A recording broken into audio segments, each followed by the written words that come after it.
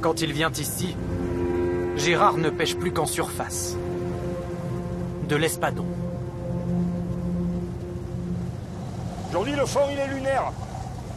On avait ça, là, c'était un poumon, et ils nous ont fait un cimetière. Qu'est-ce qu'on fait? Se couper les veines avec un couteau rouillé? Les fonds marins ont été détruits par les rejets d'une usine, située à une trentaine de kilomètres dans les terres.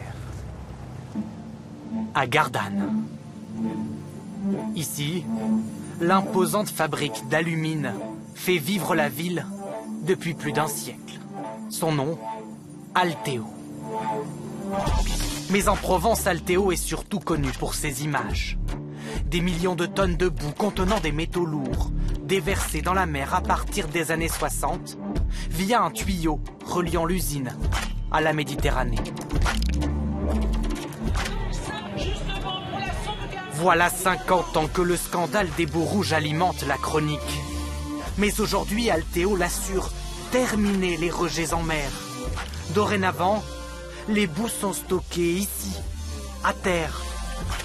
Pas franchement mieux pour Gérard et ses amis militants écologistes. Ils prônent une solution radicale. On veut qu'ils arrêtent de polluer. Ils ne polluent plus en mer, ils ne polluent plus à terre. Si ça correspond à une fermeture de l'usine, qu'ils ferment l'usine. On parle de 350 emplois. Je pense que la France est capable de reclasser des emplois. Pour eux, c'est le moment ou jamais de fermer l'usine. Car Altéo vient d'être placé en redressement judiciaire, fragilisé par ses mauvais résultats. Des centaines d'emplois sont en jeu. Alors, faut-il sauver ce patrimoine industriel français?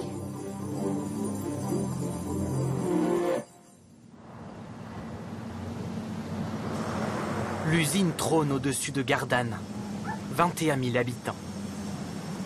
Chaque jour, elle crache des odeurs de soude et des poussières qui, avec le temps, ont même teinté les murs.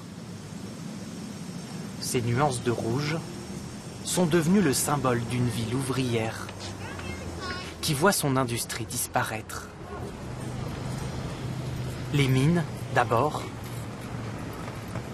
la centrale à charbon bientôt, et peut-être demain, la fin de l'alumine.